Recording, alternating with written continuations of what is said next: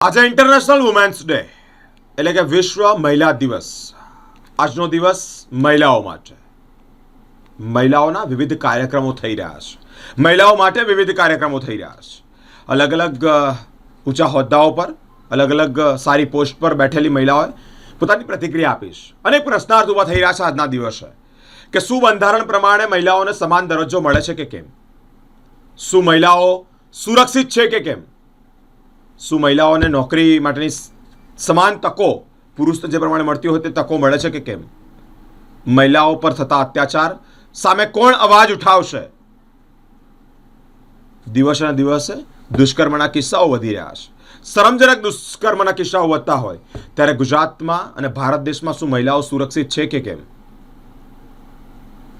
સમાન હક મહિલાઓને મળવા જોઈએ તે મળી રહ્યા છે કે કેમ? વુમેન એમ્પાવરમેન્ટને લઈને ઘણા કાર્યક્રમો પણ થાય છે. સાચા અર્થમાં વુમેન એમ્પાવર્ડ છે કે કેમ? તેને કેમ મોટિવેટ કરવાની જરૂર પડે છે? એ સેલ્ફ મોટિવેટ કેમ નથી? અલગ અલગ પ્રશ્નો આજે વુમેન્સ ડે અંતર્ગત ઊભા થઈ રહ્યા છે.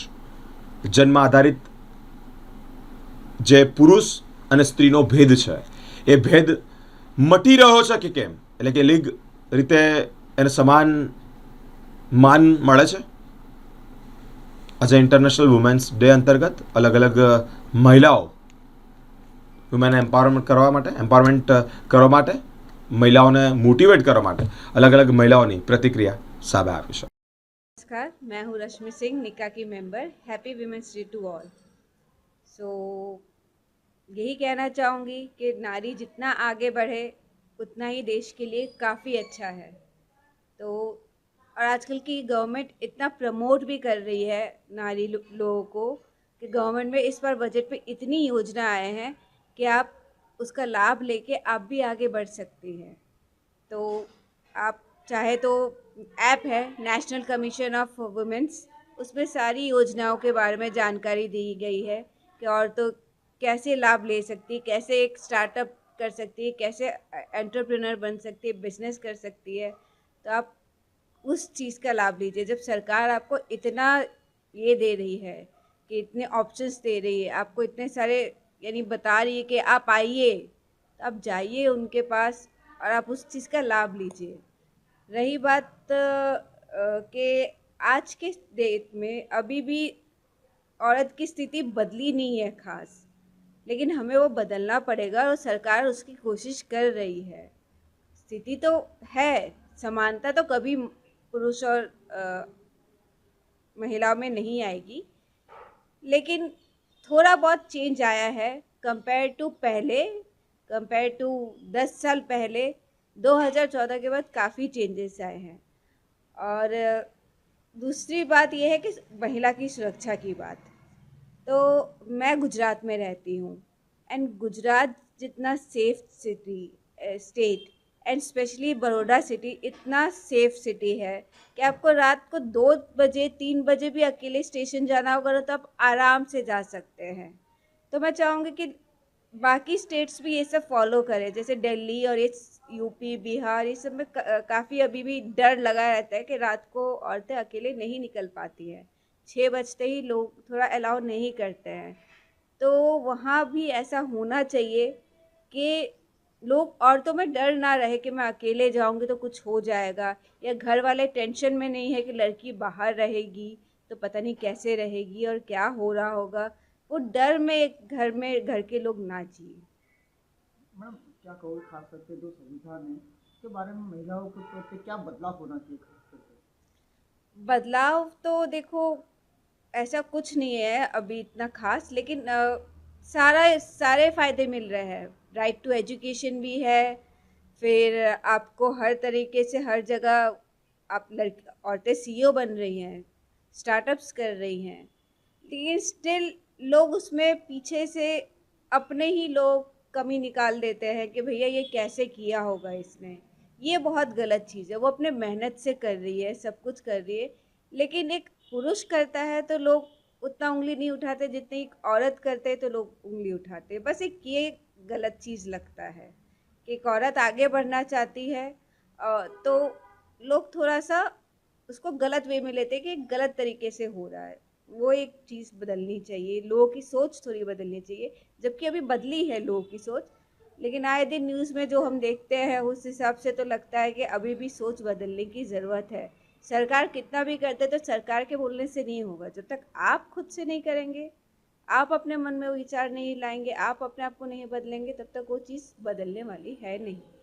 मैम क्या कहोगे नौकरी के बारे में अगर बात की जाए, जिस तरीके से पुरुषों को वेतन मिलता है, महिला को भी उतना वेतन मिलना चाहिए कि नहीं, क्या मानना है? देखिए आप, बड़ी बड़ी कंपनी उसमें तो सेम सैलरी मिलती है, जहाँ तक जितना मुझे पता है, मेरी बहन खुद टीसीएस में है, तो सेम ही पैकेज पे उन लोग को मिलता है, सेम ही चीज़ पे मिलता है। तो ऐसा कुछ है नहीं खास, लेकिन कई कई जगहों पे है कि एज अ वुमेन उनको थोड़ा कम दिया जाता है। तो वो वो अलग ही इंडस्ट्री है, नॉट लाइक दिस। कंपनीज में तो बराबर का दिया जा रहा है, वो भी ऐसा नहीं। अगर वो केपेबल है, जितना वो मेहनत कर रही है, उस पे ही उसको उतना ही मिलता है जितना एक मेन को मिलता है। पर एंटरटेनमेंट इंडस्ट्री और ये सब इंडस्ट्री में वुमेन्स को थोड़ा सा कम वेतन मिलता है compare to the main actor या कुछ ये सारी इंडस्ट्रीज में। अब खास करके बात की जाए तो महिलाओं की सुरक्षा और जिस तरीके से बाकी शहर में बनाव हो रहे हैं, तो महिला न्यायपालिका को न्याय मिलता है कि नहीं, उसके बारे में आपका क्या मानना है? न्याय मिलता तो है, लेकिन बहुत देर से मिलता है। बहुत 5-6 साल 10 साल लग जाते हैं जब तक वो न्याय मिलने के उसमें आता है। अगर न्याय चाहिए, अभी भी ऐसा नहीं है कि पढ़े लिखे लोग डोमेस्टिक वायलेंस नहीं करते हैं, वो लोग भी करते हैं। औरतें अभी भी है जो डोमेस्टिक वायलेंस के इसमें है, लेकिन बस वही कि अगर लड़की अपने पैरों पे खड़ी है तो आगे निकल के अपना रास्ता खुद ढूंढ सकती है। तो न्याय मिलने में देरी तो लगती है, अभी भी लगती है।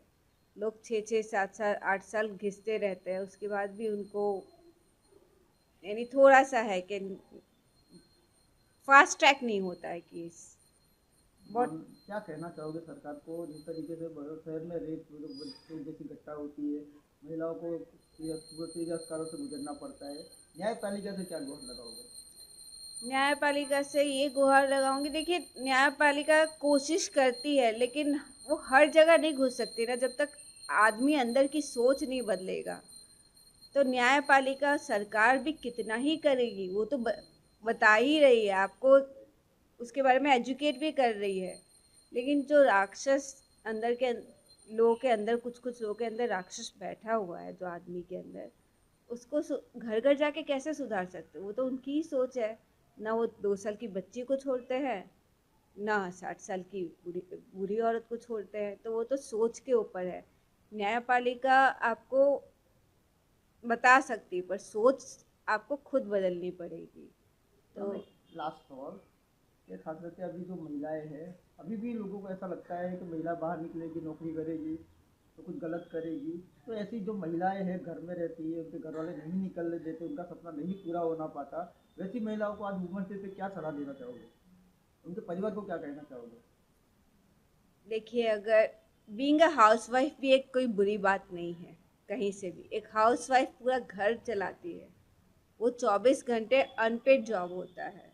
लेकिन कुछ महिलाएं जो बचपन से सपना लेके निकलती कि हमें बाहर निकलना, लेकिन वो घर वाले बाहर नहीं निकले, बस डर वही है कि कुछ गलत हो जाएगा बेटी के साथ, कुछ ये हो जाएगा। और फिर शादी के बाद लोग कितने बार तो बोलते हैं कि हम पढ़ाएंगे, हम आगे जॉब करवाएंगे, लेकिन वो करने नहीं देते। फिर लड़कियां वही है कि अपना मन मार के बैठी रहती हैं, क्योंकि सुख शांति कॉम्प्रोमाइज़ करना पड़ता है, लड़कियों को काफ़ी कॉम्प्रोमाइज़ करना पड़ता है। तो मैं तो चाहूँगी कि भाई आप सपोर्ट करो अपनी बेटी को, जितना आगे बढ़ा सकते हो उतना आगे बढ़ाओ। आगे शादी के बाद तो जो उसकी किस्मत है वो सब तो आप बदल ही नहीं सकते हैं। तो बस यही है कि एज अ मदर, मैं 2 बच्चों की माँ हूँ, बेटे हैं, मैं उनको वही शिक्षा दूंगी कि भाई तुम भी कमाओ, अपनी वाइफ को भी जो करना है वो करने दो, और आगे बढ़ो सारे लोग। आपका पूरा नाम मैडम? रश्मि सिंह।